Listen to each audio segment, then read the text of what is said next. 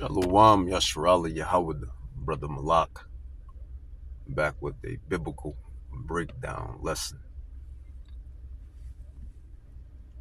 This one is going to be titled,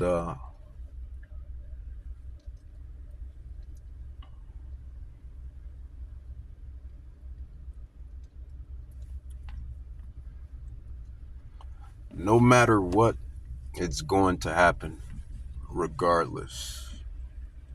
No matter what, it's going to happen regardless. And that's regards unto prophecy. No matter if we go out there and prophesy or not, do these digital epistles or not, or if we do, no matter if it stops, no matter if it continues, what's written was already written way before any individual in this current generation was thought of. And that's prophecy. Matthew 24, I'll begin to dive into. But as a matter of fact, I'll allude to some things first. You have the SNAP thing, the EBT. People are not receiving their benefits. You have this government shutdown. You have Trump going to war with, I believe that's Venezuela. Or, things is getting spicy, things is heating up. It's the same playbook, if you ask me. It's the same playbook. I'm trying to name all of them, but I can't even name all of the Middle Eastern supposedly dictators that Babylon has made to be some type of villain and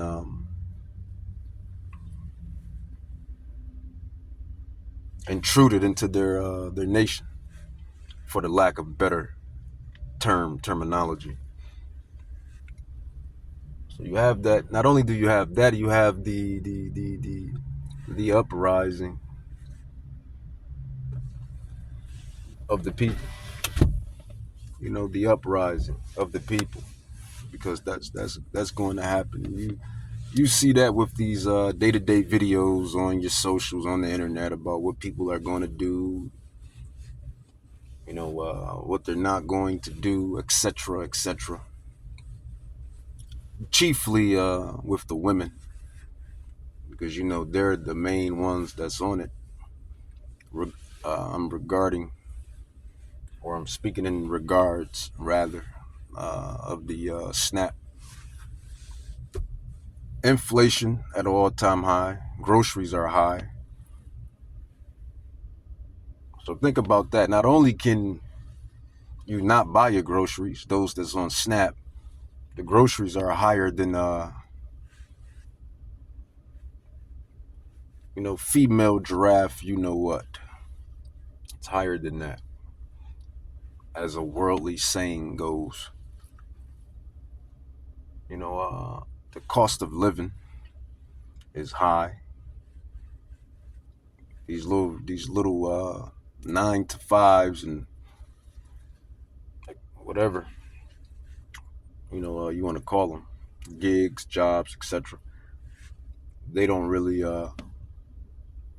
press too thick, so to speak. They don't cover everything. You got to have about 2-3 of them in this economy. But see, all of this is prophecy.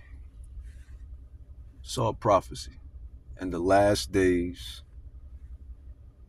this was written, and this is what was supposed to happen, and this is what's going to happen. And really, it's a lead up into another prophecy, which is the mark, the MO to the TB, as I like to call it.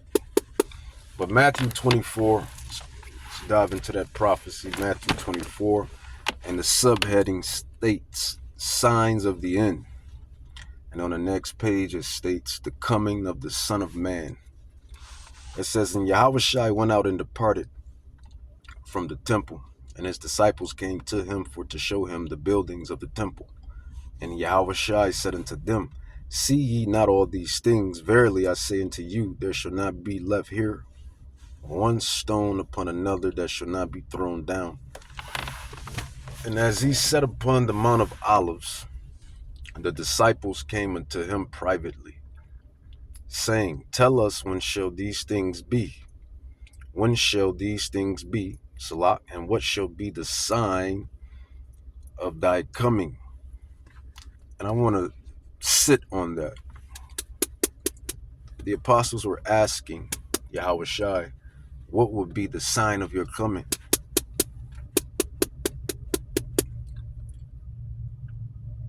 And although they were moved to ask him that, it wasn't yet the time, because their generation wasn't the elected generation. I like that. Their generation wasn't the elected generation. I chiefly believe it will be our generation that will be the elected generation on the return of the Son of Man.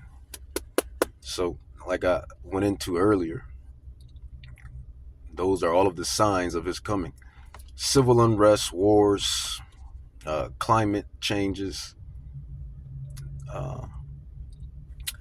sexual immorality, violence, lies, deception,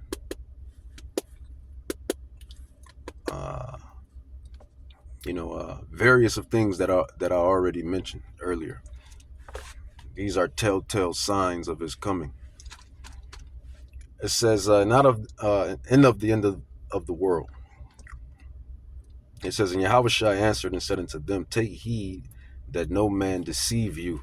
You have a lot of deceivers out here. You have a lot of false prophets, men and women who claim to be true prophets, but don't know how to break down this Bible, precept upon precept, line upon line, here a little, there a little. They don't get into the future eschatology, which is the prophecies. They don't get into the secular history to match up certain prophecies and certain things. Nor are they calling on the holy names, Yahweh and the ancient Paleo-Hebrew, Yahweh Shai and the ancient Paleo-Hebrew. Nor do they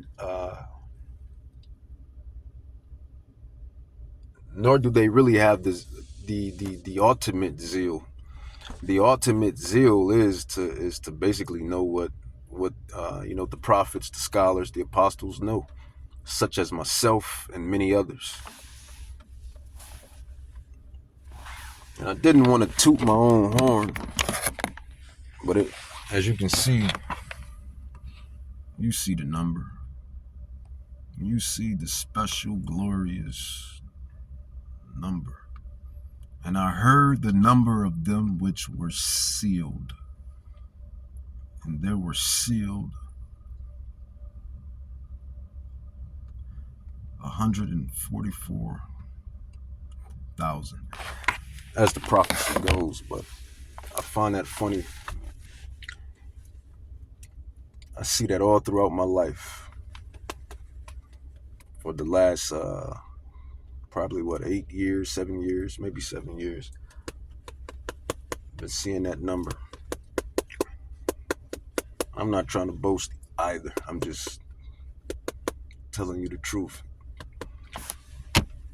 For the last 7 years, so 24, 23, 22, 20, 21, 24, 3, 2, 1, 20, 19, 18. Yeah, about 7 years. For the last 7 years since I came into this thing, been in this thing for about 7, 8 years. So 7 years, seven. You know, seven is completion. But I digress. It says, and Yahweh Shai answered and said unto them, take heed that no man deceive you. Like I said, like I was alluding to earlier, you have a lot of deceivers that come forth with their deception.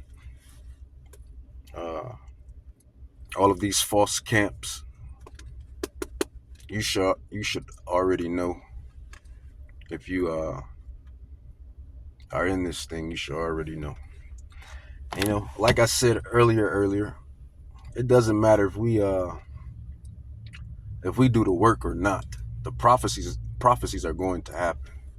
No matter if we go off in the flesh, mess up, get low, get down in the spirit, or if we're up in the spirit, high in the spirit, doing the work, fighting the flesh, being in the spirit, doing what need to be done. Either or is the point I'm making. It don't matter if we do or if we don't. Prophecy is going to commence regardless. That's what I'm trying to unravel unto thee, those that's listening, chiefly those of the house of the stock of Abraham, Isaac, Jacob, and the 12 royal regal sons. Doesn't matter. These prophecies are going to happen regardless. It says, and Yahweh Shai answered and said unto them, take heed that no man deceive you, for many shall come in my name, saying, I am Hamashiach, and shall deceive many. And ye shall hear, and we just had that, right? I think one of the pastors over there in Africa somewhere was telling all of those people that Hamashiach Yahweh Shai was supposed to come,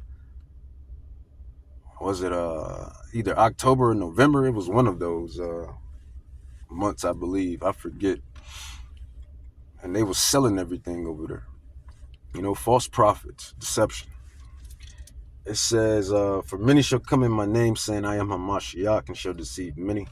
And you shall hear of wars and rumors of wars. We hear that every time. It's like every day you hear that.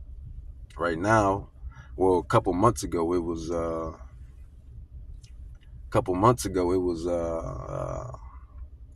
Russia and Ukraine and America and was that Syria? I believe was that Syria.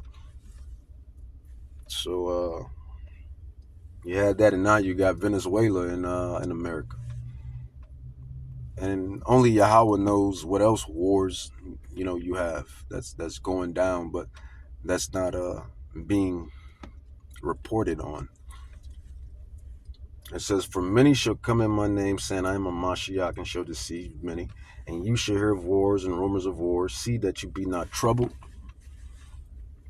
For all these things must come to pass, but the end is not yet. And although all these things are happening, the very end is not yet. That's what Yahweh Shah is saying. The very end is not yet.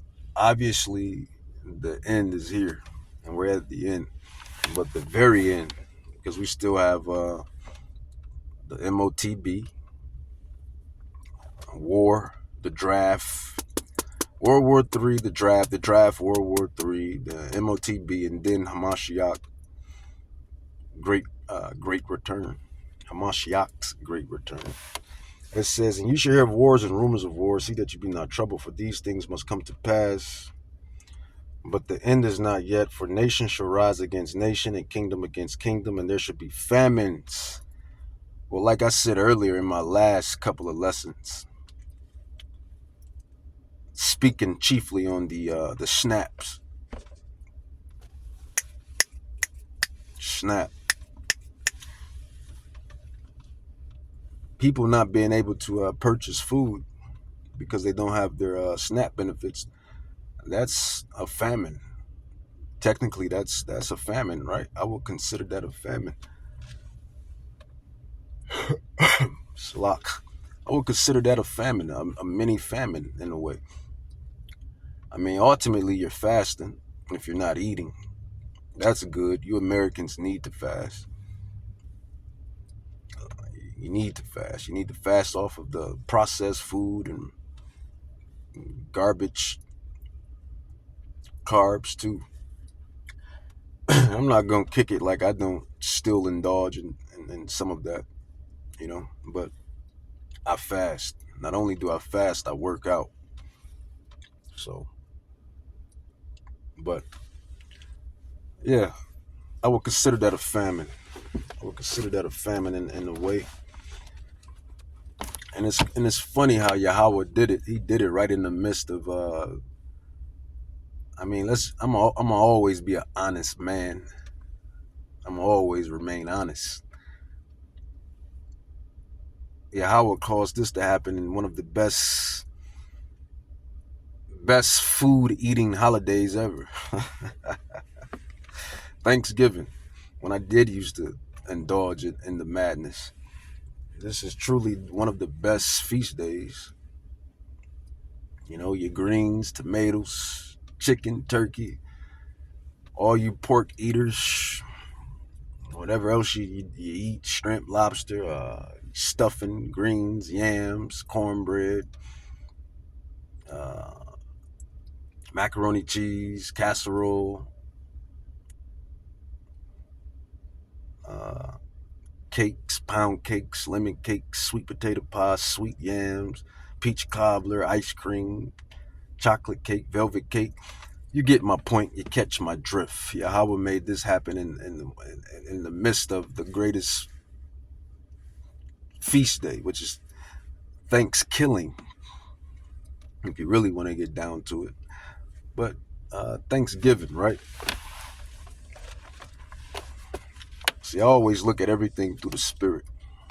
I always look at everything through the spirit. I found that very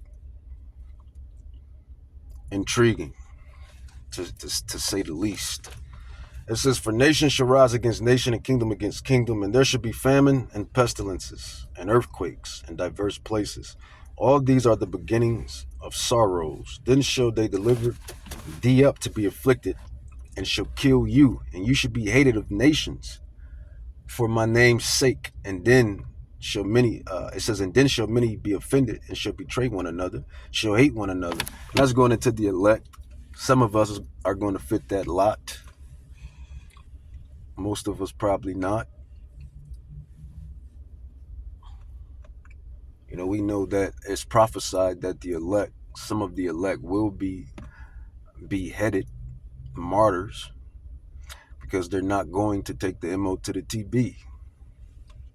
It says, "And many false prophets shall rise and shall deceive many." You have all these false prophets with these other camps. You got all of these casual prophets. You just go on your socials and you just see people, you know, uh, opening up the Bible, trying to prophesy, trying to break down. Though they have a zeal, as Paul says in Romans, though they have a zeal, they have the zeal, because let's just call a spade a spade. We are the Israelites, you so-called blacks, Hispanics, Native Indians, whose fathers go back to the ancient royal regal sons of Jacob, which makes up the 12 tribes. We are the sons of Jacob. We are the princes and princesses of the power. So it's in our DNA to love Yahweh. It's in our DNA. It's in our DNA to love Yahweh. It's in our DNA to want to be righteous. But like Paul said, you have the zeal. Y'all have the zeal, but not according to knowledge. It says, "And many false prophets shall rise and shall deceive many." It says, "And because iniquity shall abound, the love of many shall wax cold." And you see this prophecy every day. The love of many waxing cold. This is why you have grandmothers shooting up granddaughters, and grandfathers shooting up grandsons, and dads shooting kids, and mothers killing and neglecting kids, and vice versa, yada yada, blaza blaza. So that prophecy hits heavy, and not only just with family, but close friends turning on one another, etc., etc. It says, and because iniquity shall abound, the love of many shall wax cold. It says, but he that shall endure, that he is the elect. That he is the elect. That's who the he is. It says, but he that shall endure, and for that matter, the she too, because the Bible speaks of the lady elect and her children. The word speaks on her as well. So you got the elect men and the elect women that's going to be found worthy of salvation. Not only are they going to be found worthy, they're going to be protected, and they're going to be protected in the coming prophecies to come, the dire prophecies to come. Which is great tribulation. It says, and this gospel of the kingdom shall be preached in all the world for a witness unto all nations, then shall the end come. And this one is speaking heavy too. This Matthew 24:14. It says, in this gospel, the truth, the Israelites, the true biblical people of the Bible, those that have the true doctrine, we are preaching and teaching and bringing forth righteous works. Not only that, the another side to that, you got Drewski wasn't the first one that was making fun of the Israelites. You had a couple other comedians and regular people that was making fun and basically technically spreading the gospel. Because even in his ignorance, even in Drewski's ignorance, he's still spreading the gospel. The whole little skit, the apostles, the brothers on down was talking about that, getting into that. You had some that had their panties in a bunch, and I get it. I guess it's righteous to be angry, but like I say, I always look at things one time, two times, three times. When I seen it, I was like, yeah, that's a bad look. Why would he do that? But then again, when I looked at it again, I was like, you're just spreading the gospel even more. Because now people are going to be like, who was he talking about? What is these Israelites, and what is they talking about? Yada yada, blaza blaza. And Yahweh is going to use whatever he has to use to seal the elect. That's just the point. So he may be, even in his ignorance, he's spreading the gospel. It says, when you therefore shall see the abomination of desolation spoken of by Daniel the prophet, stand in thy holy place. Whoso reads, let him understand. Then let them which be in Judea flee into the mountains. Let him which is on the housetop not come down to take anything out of his house. Neither let him which is in the field return back to take his clothes. It says, and woe unto them that are with child. I guess woe would be a solid conclusion, especially right now, right? With the snaps, the benefits, the EBT. 46 million Americans. 46 million Americans rely on that government assistance. And I'm willing to believe most of them have children. So it says, woe unto them that are with child, and to them that give suck in those days. That would be a catastrophic blow for the women that have a lot of children. It says, because you have to feed your children, right? As a parent, that is your duty. I always say being a parent is a lifetime job. Being a parent is a lifetime job. You brought those people. You manifested souls into the earth. Those souls didn't ask to be here. You made that decision. When you and their father and you chose to do the do. So I always say being a parent is a lifetime job. But I can only imagine the women that's on that have children, and it seems like it won't be no Thanksgiving this year. And if this thing continues to weigh in the water or dangle in the trees, it look like it won't be no Christmas either, no Christmas feast. But I count it all glory in the name of Yahweh, because you Israelites, you need to stop celebrating those filthy, wicked, pagan holidays. If I'm being honest, I look at it as a dub, as a win. Yahweh says he hates your solemn feast days. I hate your solemn feast days. I hate the songs, the vows that y'all sing. You know, everybody be, we're in the holiday spirit, but never checking the particular spirit. And, you know, I never celebrated holidays anyway. Before I came into the truth, I was, you know, that Jehovah wickedness that runs so rampant on one of my parents' side. They're so engulfed in that garbage.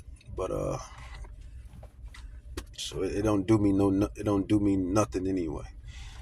It's a win-win. It says, for then shall be great tribulation, such as was not since the beginning of the world to this time, nor ever shall be. And except those days should be shortened. And that's what you see. You see the days shortened. I remember when summers used to be a lifetime. And then when you ask the generations before me, they'd tell you summers used to feel like 40 lifetimes. So it's obvious that Yahweh is speeding up the time. It says, and except those days should be shortened, verse 22 of chapter 24 of Matthew, there should no flesh be saved, but for the elect's sake. There it go, the elect.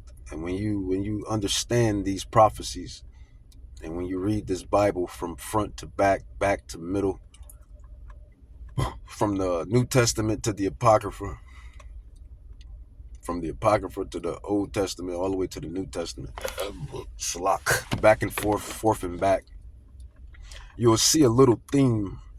You'll see a theme within these scrolls, and that theme is the elect.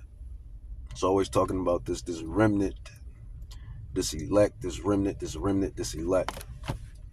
And it says, except those days should be short, there should no flesh be saved, but for the elect's sake those days should be shortened.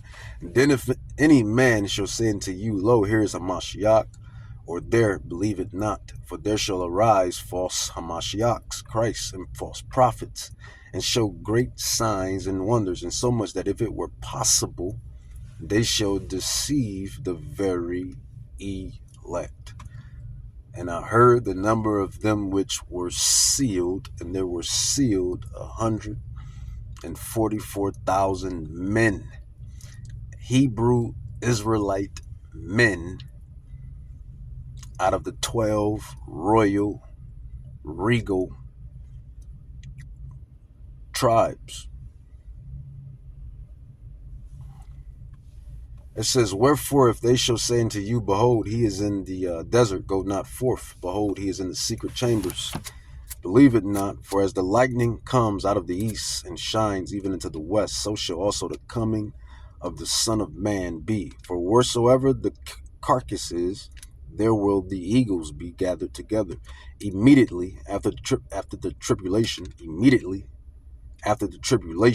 of those days shall the sun be darkened, and the moon shall not give her light, and the stars shall fall from heaven, and the powers of heaven shall be shaken. And then shall the appearing, or Salak, and then shall appear the sun, or the sign of the Son of Man in heaven, and then shall all the tribes of the earth mourn, and they shall see the Son of Man coming in the clouds. So basically, man, all of this is just it's a build up into the climax. It's a build up into the climax. A build up into the climax. It's a build up into the climax, and that climax is Yahweh Shai. That's what you see playing forth. You see everything building up to its climax, and that climax ending is Yahweh Shai's return. It's like a pimple. I give you an analogy. It's like a pimple or a bump. You know how it swells up with pus. Eventually, that pus and dirt inside the pimple and inside the bump, it builds and builds until it's ready to be popped. And once you pop it, all of the pus and dirt comes out of the pimple and the bump. And that's the same analogy. That's Hamashiach's return to take over this, to eradicate this wicked kingdom. And then he's going to take it over. Him and the angels and the 144,000, which is the governing body of the next kingdom. I'm not going to dwell too long on that, but that was something quick. Well, not too quick, but something quick in the spirit. With that, I'm going to say, Kol Halam La Yahweh Bahashim Yahweh Shai Bahashim Rakakadash Barakata Yahweh Barakata Yahweh Shai.